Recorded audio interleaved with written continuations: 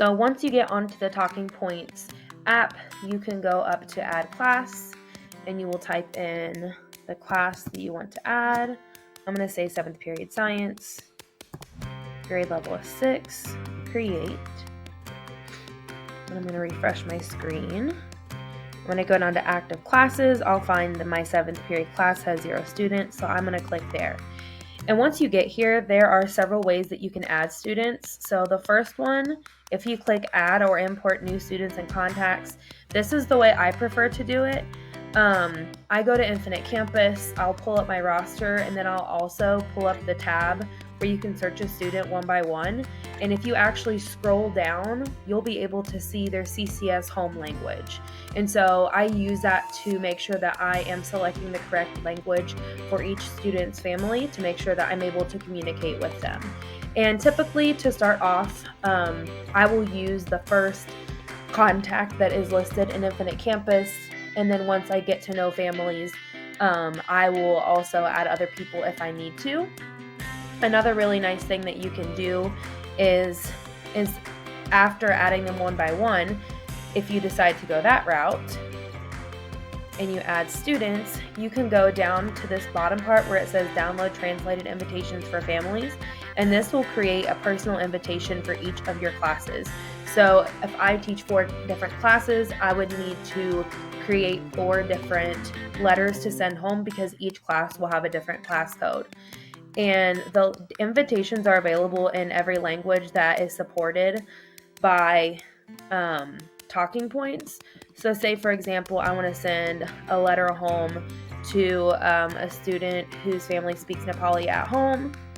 It'll say building the letter, and it will actually create a letter for you to send home that is in, Nepali. It'll give them the QR codes, and then in addition, it will give them the actual code to get into the class and all the directions. So this is really nice if you have an event like an open house. You can have these letters printed out and ready to give to families, or if it's the middle of the school year, you can go ahead, if you know your students, you can print out the letters of the languages that you need and give them to students to take home to register their families. The only reason I don't like this route is because a family may or may not choose to register.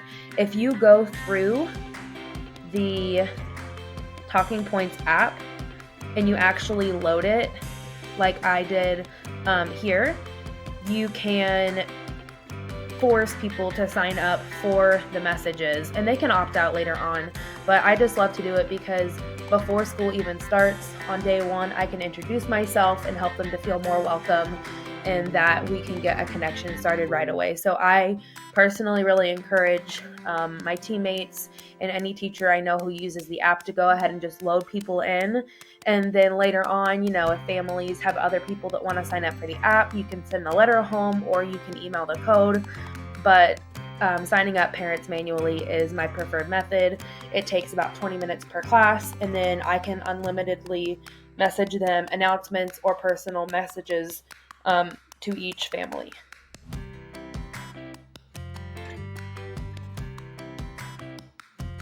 One of the benefits of using Talking Points, like we said earlier, is the ability to reach all of our families in their home language. And so what's really neat about this is you can see 63 of my parents are using the app, but I sent 125 messages. So this was a way that we figured out to use it a couple of years ago. We like to do PBIS parties with our students, but one of the things that we found out was how expensive they are at the middle school level. So my teammate and I, we created a Sign Up Genius for each of the groups that we teach, and we sent it out through Talking Points, and all of our PBIS parties have been funded and provided for by parents. So they'll bring in the donuts and cider for our October party, and then we don't have to spend our money on the party. When we had picture day, that is so easy for parents to forget. I sent it the night before, and 61 parents got it through the app, and 125 messages were sent. So not everybody will always, respond or like your message, but you at least can know that they're getting out there. And when I talk to parents at the beginning of the year, I always check and make sure that they're able to see and view the messages. And then not only this, but you can privately text parents. So, if they have a question about an assignment, you can take a quick photo with your phone and use the app on your phone to message them, which is so quick and easy. And then because they teach science, I love to take pictures of the students doing their science lab, and then I will send that photo to their parents just as like a fun check-in. So I think there's a lot of positive communication that can happen, and I think it builds a really solid foundation that is more informal than email, and it creates that bond between parents so that they know we're on their team, and then we can all be supporting their child. So I have found that I get more positive interactions with families through something casual like a text message or an announcement versus something like an email.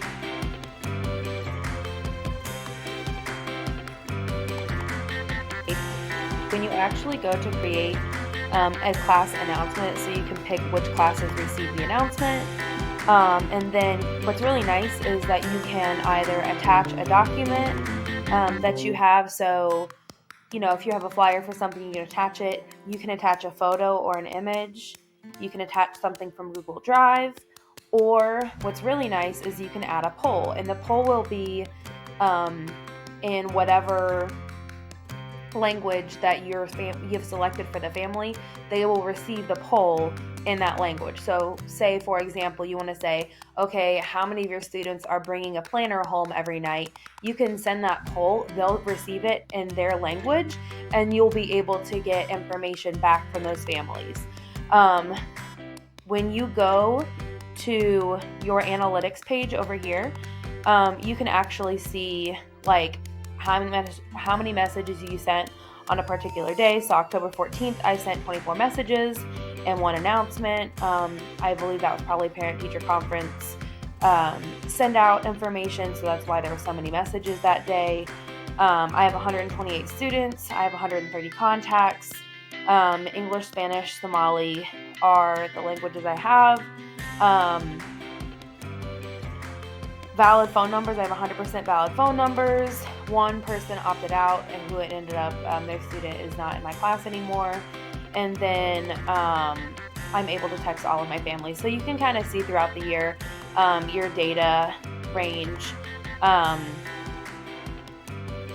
Last month, you can see September 24th, I sent 37 messages home between people. So it's just really nice to kind of see and be able to show the data that it's showing. And then their Talking Points website actually has like some really cool stats about how it improves